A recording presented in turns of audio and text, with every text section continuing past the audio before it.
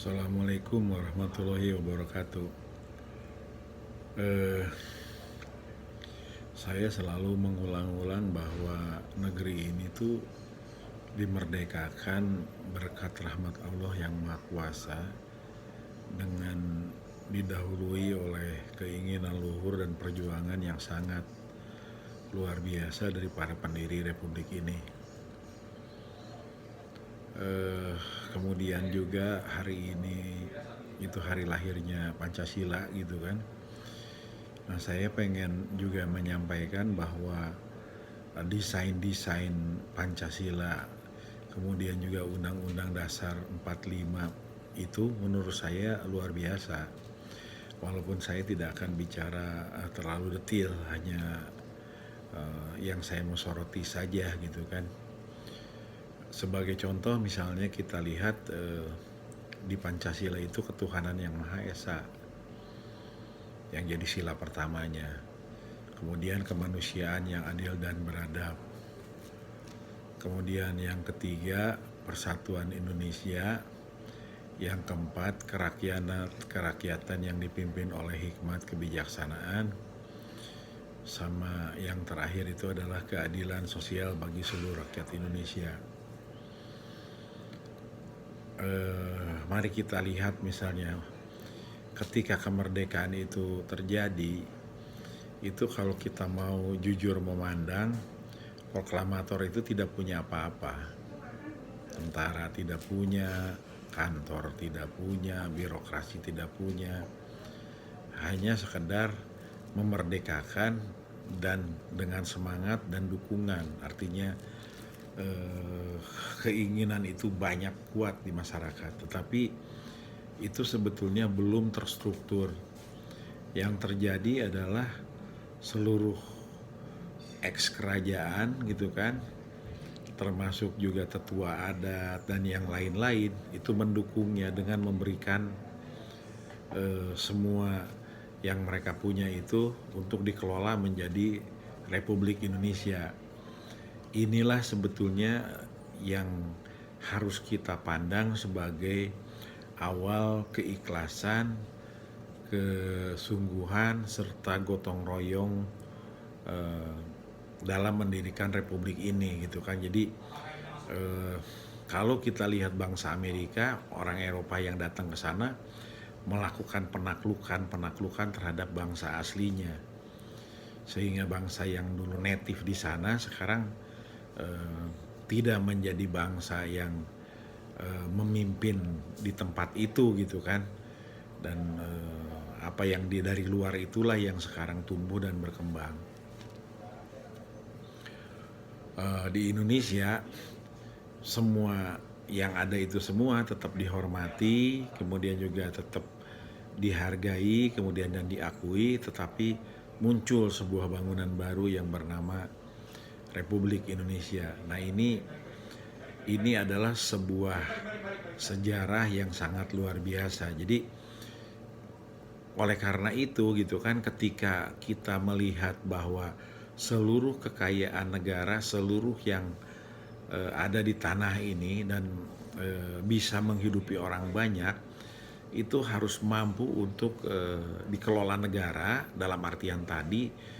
Dan inilah yang harus memberikan kesejahteraan. Karena kalau kita lihat dari kejadian-kejadian itu, maka yang memimpin negara ini sebetulnya awalnya modalnya ya proklamasi dan perjuangan yang dia ada aja gitu kan, yang dia tahu.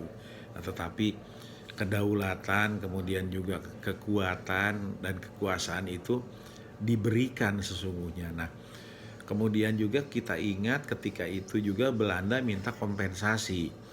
Dulu saya tidak pernah mengerti kenapa mereka minta kompensasi. Nah, ternyata bukan hanya Belanda sebetulnya yang meminta kompensasi, ternyata Spanyol pun terhadap Filipina minta kompensasi dan dibayarkan oleh orang Amerika, kalau nggak salah Andrew Carnegie atau Dale Carnegie, itu nanti bisa, tapi dibayarkan. Nah, Belanda dalam artian itu minta kompensasi karena Belanda itu sebetulnya VOC-nya dulu ke sini, armada dagangnya, melakukan pembelian, basisnya dagang, ada transaksi, ada perjanjiannya. Nah, Itu sebetulnya kalau kita mau melihat lebih detail. Jadi ini semua pengalaman gotong royong, kemudian ini mendirikan republik ini dan memperkokoh republik ini, tapi mari kita ingat bahwa siapapun yang berkuasa setelahnya itu sebetulnya karena diberikan, diikhlaskan untuk berkuasa, dihormati dan dijaga.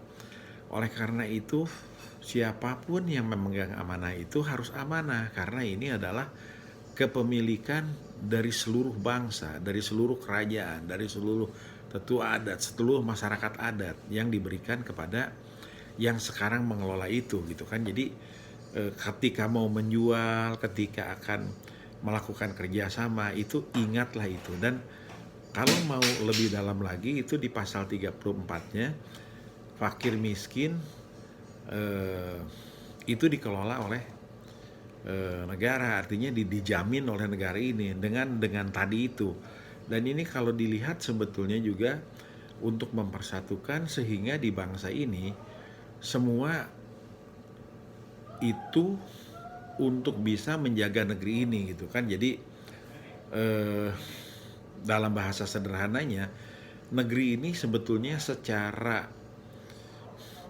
sadar didirikan itu dengan memasukkan berbagai paham-paham yang sangat luhur gitu kan. Jadi keliru besar ketika misalnya menyangka bahwa